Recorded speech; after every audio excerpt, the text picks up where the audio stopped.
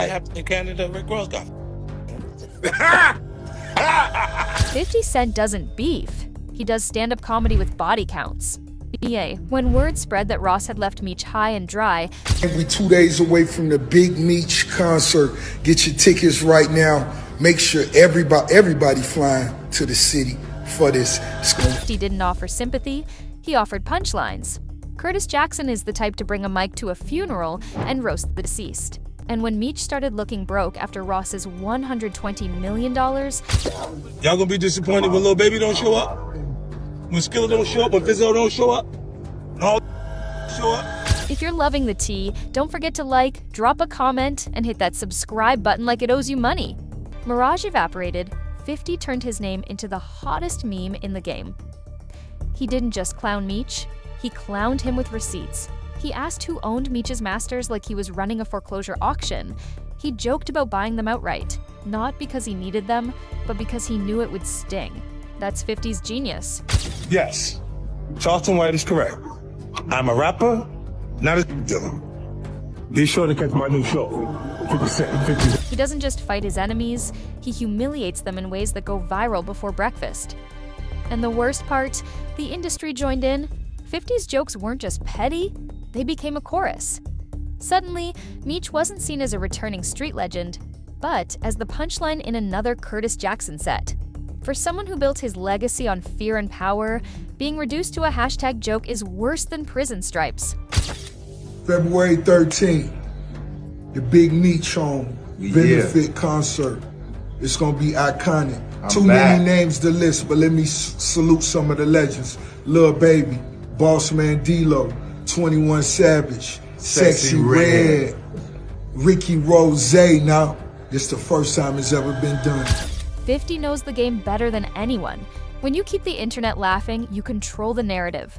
And Meech, instead of being celebrated for a comeback, is now remembered as the guy Ross scammed and 50 roasted into oblivion. That's not beef, that's social media homicide. Ross sells dreams, 50 sells streaming deals, and only one of them pays rent.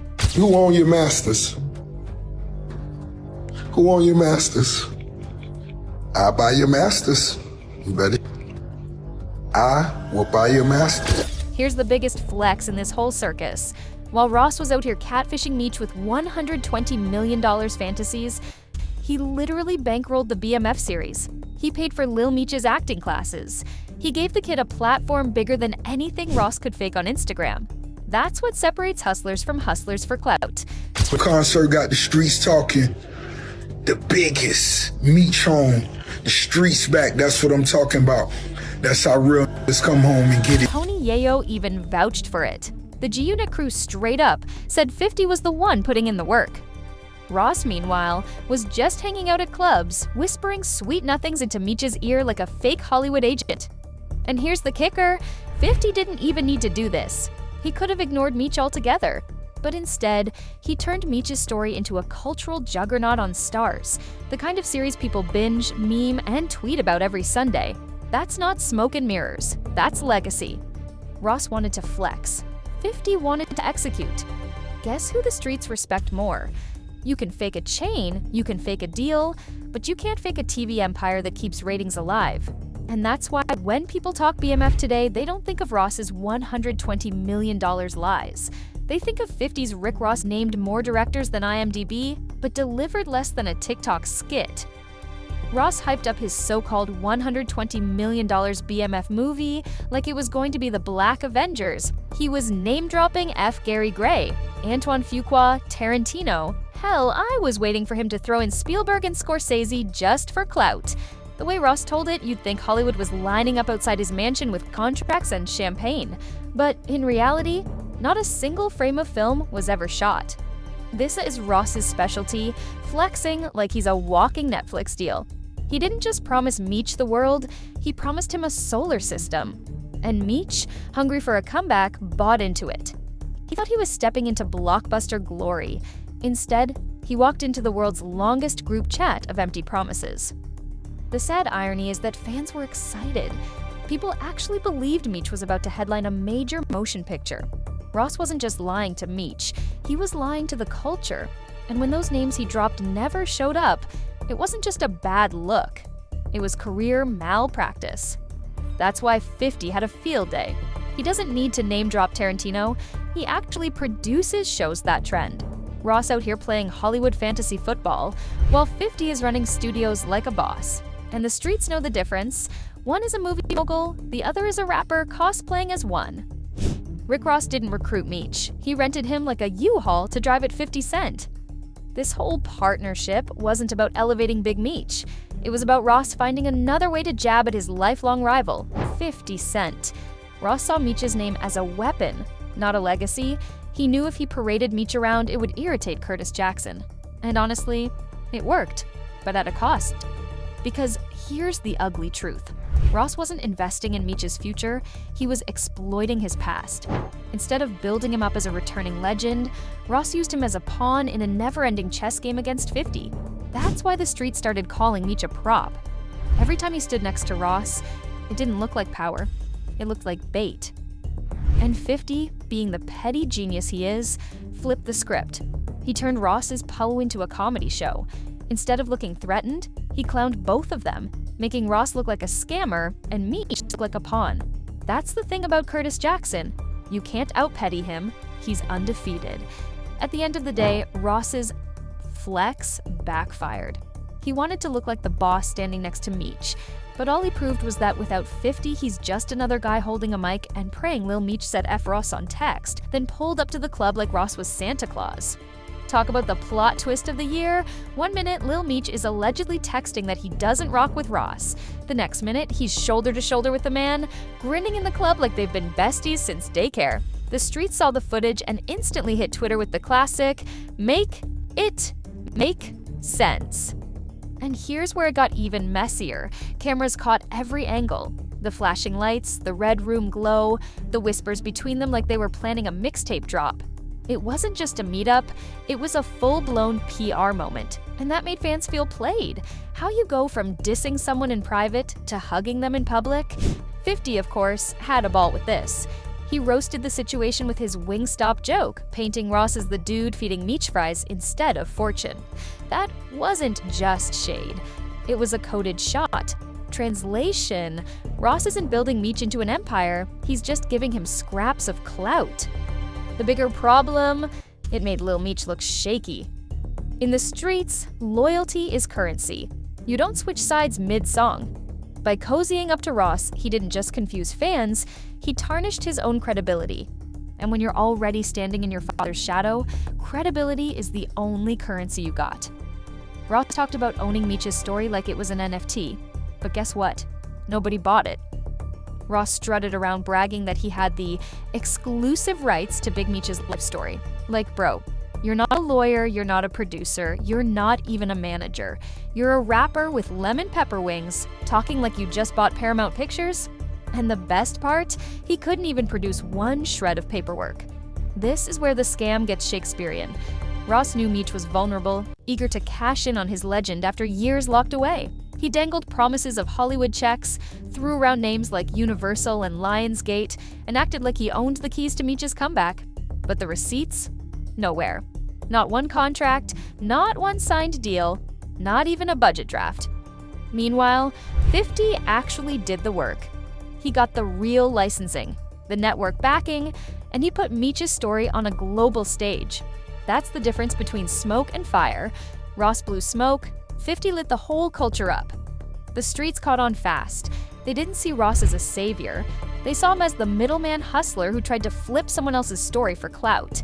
And when your exclusive rights turn out, Ross gave Meech more promises than a broke boyfriend on Valentine's Day. Ross swore he was about to transform Meech's life. Millions in movies, endorsements, tours, fashion collabs, the works. He painted a future so big, Meech probably started rehearsing Oscar speeches in his cell. But when it came time to cash in, crickets. The worst part is how public it all was. Ross didn't just whisper these promises behind closed doors. He hyped them up in interviews, blogs, podcasts. He made the culture believe Meech was gearing up for the biggest comeback since Pac. And then, nothing. No movie, no music, no merch. Just vibes and broken dreams. That's the kind of betrayal that stings twice. First, because you let your homie down. And second, because you made him look like a fool in front of the world. Ross wasn't just unreliable, he was reckless. He made Meech's return about Ross's ego instead of Meech's legacy.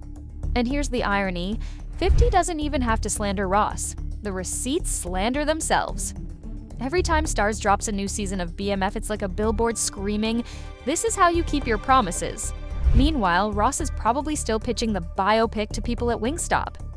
50 doesn't just roast you, he slow cooks your career like a Sunday pot roast. Curtis Jackson is the Floyd Mayweather of petty beefs, undefeated, untouchable, unbothered. And when Ross tried to stunt with Meech, 50 didn't even sweat. He just unleashed his trademark weapon, public humiliation. The Wingstop jokes were just the appetizer. 50 turned Ross's whole BMF movie claim into a running gag.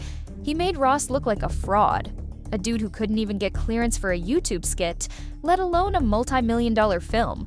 Every time Ross opened his mouth, 50 was there with a meme, a caption, or a sly interview jab that turned the culture against him. And this is why 50's dangerous. He doesn't need to fight you in the streets. He fights you in the court of public opinion. He makes you a punchline. Once the internet crowns you a clown, it's over. No album, no concert, no IG flex can save you. Ross thought Meech's name would protect him. But in 50's world, nothing protects you from becoming content. And Ross, he became 50's favorite sitcom character, the fraud who cried biopic. Ross out here faking cosigns like he forged his own report card. Ross's biggest flex was claiming Big Meech himself blessed him to run with the BMF story. He paraded around saying, "Meech gave me the green light." But when folks checked, the receipts said otherwise. What actually happened was Meech gave him a conversation, not a contract, not a signature, just talk. Ross spun that into, "I'm the official voice of Meech." That's like getting one text back from Rihanna and telling people you're engaged. Delusion at championship levels. The tragedy is, Ross tried to weaponize Meech's silence. The man was locked down, limited communication, so Ross thought, who's gonna check me? But 50 did. And once the truth leaked, Ross's whole flex collapsed like a badly built IKEA shelf. The so-called Meech cosign wasn't just fake, it was insulting. He took a man's real name, real pain, and real legend, then used it like a prop in his PR campaign. Ross wanted Oscars, but 50 served him lemon pepper memes. The most disrespectful part? 50 didn't even need to rap. He weaponized the internet. Every time Ross flexed about BMF, 50 clapped back with Wingstop jokes. He reduced a supposed movie mogul into a chicken-slinging mascot. Fans couldn't take Ross seriously anymore because every claim came with visions of him in an apron serving fries. It's brutal, but genius. 50 knew perception is everything. You don't have to prove Ross wrong if you make him look ridiculous. And once the Wingstop memes caught fire, Ross's credibility was cooked. Every interview, every post, every claim, overshadowed by jokes. Ross wanted to be remembered as the man who brought Meech's story to the big screen. Instead, he's remembered as the dude who got clowned by 50 while selling drumsticks. When history books write this beef, Ross won't be the boss, he'll be the punchline. Ross promised a Hollywood blockbuster, but delivered a straight-to-DVD imagination. The wildest promise Ross made was claiming he had a full BMF movie in the works. He talked about scripts, actors, and budget like he was the next Spike Lee. Fans thought they'd see a cinematic masterpiece. Instead, crickets. Not a trailer, not a cast list, nothing. Meanwhile, 50 was already putting out trailers for the Starz series. He wasn't talking, he was producing. And when the series dropped, it became a cultural phenomenon. Ross's so-called movie became the punchline. The more he hyped it, the more ridiculous it looked. People started asking, was it ever real? Did he ever even have a script? Or was it just Ross selling dreams again? The same way he sold a fake cosign for Meech. The flop of the BMF movie wasn't just an L, it was the nail in the coffin. Ross overpromised, underdelivered, and got clowned in real time. In the end, 50's series didn't just win, it became the official version of the story. Ross's movie, on the other hand, became folklore, a ghost project, remembered only as the lie that exposed Ross once and for all. Ross was clout jacking like a scammer with Wi-Fi and Starbucks. Rick Ross wanted to make the BMF story his own because he knew it was pure gold. Money, power, respect, all in one. But the problem? That story was never his to tell. Ross tried to slap his name on Meech's legend like it was a rap feature he could buy. He didn't earn it, he borrowed it. And that's why 50 made him look like a fraud. Think about it. Ross branded himself as the biggest boss. But when it came to Meech, he was more like the biggest opportunist. He took inspiration from a man who was actually facing life in prison, then tried to flip it into a Hollywood hustle. That's not boss moves, that's impersonation. And here's the killer. While Ross was begging for Meech's cosign, 50 was sitting down with Meech's family. That's when the line was drawn. 50 wasn't just telling the story, he was protecting it. Ross, on the other hand, was exploiting it for clout. That's why fans turned. Ross didn't look like a boss anymore. He looked like a vulture circling someone else's legacy. 50 didn't just move smart. He played chess while Ross was playing Candy Crush. While Ross was bragging on tracks about connections, 50 was making real ones. He went straight to the source. Meech's mom, his son Lil Meech, and the people who actually mattered. That's not just strategy, that's legacy building. He didn't talk about it. He inked the deals, wrote the checks, and got the green light. This is where 50 shines. He knows the game ain't just rap, it's respect. And when he aligned with Meech's family, the credibility swung instantly in his favor. Suddenly, Ross's verses sounded like fan fiction. 50 didn't need to convince anyone. Meech's own blood gave him the cosign Ross dreamed of. And here's the spicy twist.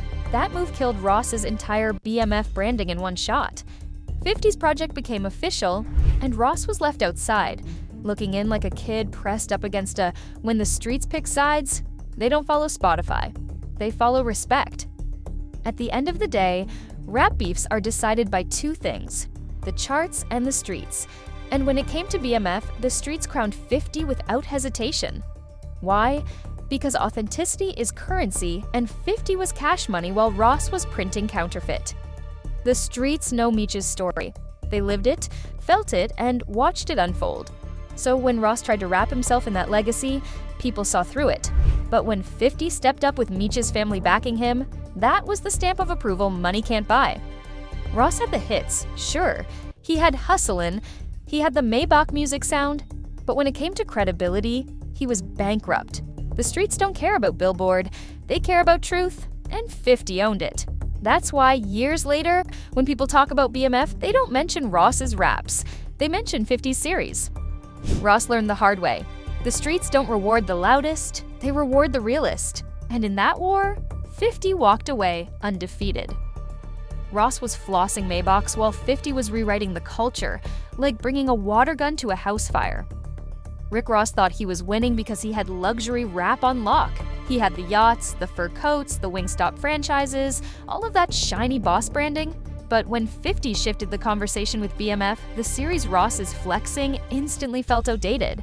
The culture wasn't chasing Versace shades anymore. They were locked into Meech's story, and 50 was feeding it to them episode by episode. That's the difference between short-term flash and long-term empire. Ross wanted to be the soundtrack of Meech's legend, but 50 became the architect. One gave us bars, the other gave us a billion-dollar TV franchise. And let's be real, rap hits fade. You don't hear MC Hammer shaking stadiums today, but people are still binging BMF, tweeting about it, debating it, living it. That's longevity Ross couldn't buy, even with all his Wingstop stock option. The brutal irony. Ross started this war to boost his image, but in doing so, he handed 50 the ultimate opportunity. Without Ross waving the BMF flag in his lyrics, maybe 50 doesn't even chase the story. Ross thought he was claiming territory, but all he did was lead 50 straight to the throne. And here's the mic drop moment. Ask anyone today about BMF. 9 times out of 10, they'll mention 50 Cent's show before they mention Rick Ross's music. That's the final verdict. 50 didn't just win a beef. He rewrote the entire narrative. In hip-hop history, Ross will always be a great artist. But in this war, he was the setup man, and 50 was the executioner. Case closed.